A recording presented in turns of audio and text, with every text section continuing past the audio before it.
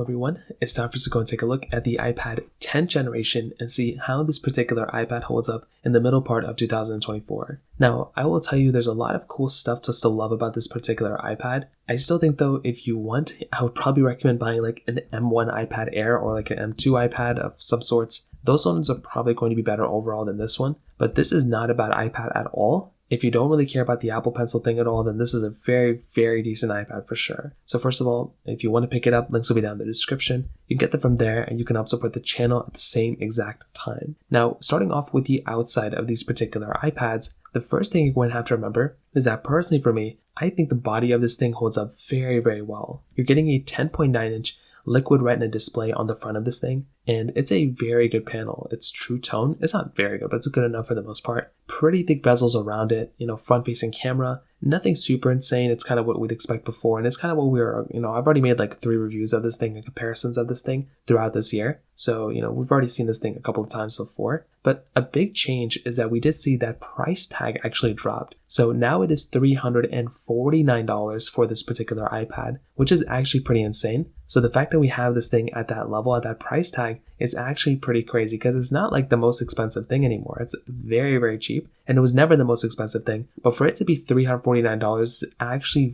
very, very cool. And I'm actually a massive fan of that for sure. So this in and of itself is a very cool thing going on for this particular iPad. On top of that, you still have the USB Type-C port on the bottom of this thing, which is great. It does support Apple Pencil 1 and Apple Pencil USB-C. It doesn't really support any of the other Apple Pencils, but it's still totally fine for the most part. On top of that, you're still getting the back with the single camera. Still looks pretty good, like I said before. There really isn't that much to kind of hate on this particular iPad for. I think for the most part, Apple did a good job when this thing first came out. They just recycled the parts of the other iPads from before it. And I definitely do think the display is good. Everything about this iPad is good. It's not extremely killer in any area though. So it's not like this iPad is the best iPad or the best performing iPad in any way. But I do think in a lot of ways, this is an iPad that I'd look at and I'd be very, very happy with the way I'm, kind of buying it and the way I'm kind of purchasing it for the most part. So from that side, I will say in a lot of different ways, it definitely gets a thumbs up for me. It's not perfect, but it is a very good iPad in my personal opinion on the exterior. Now on top of that, from the software side, this iPad is still getting software support. It just got iPadOS 18. I haven't yet installed it on a lot of my iPads, just like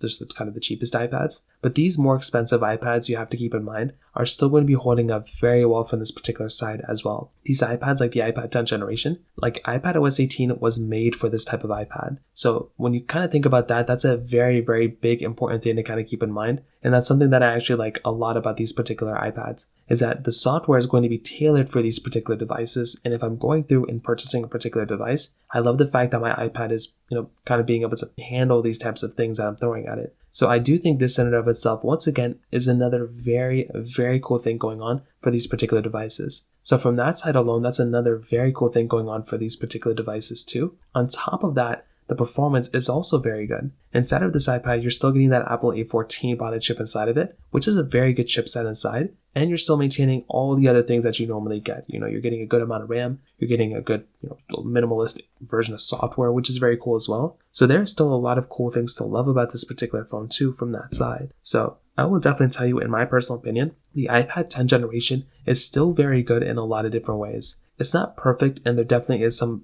maybe some annoyances that can happen. Things like, the battery, not the battery, the, Apple Pencil support being a little weird. But beyond that, I think this thing is still worth buying. I still think it's a very, very, very good iPad for sure. And if I'm going to go and buy an iPad, this is definitely what I'd recommend. It's one of the cheapest iPads that Apple is currently selling. So from that side, that kind of covers it up there. If you have any other thoughts or questions, let me know in the comment section below. Hit the like button, that would mean so much, but definitely hit that subscribe button. More importantly than everything else, I love every single one of you guys. Hopefully I'll catch you guys in the next video. Peace out till then.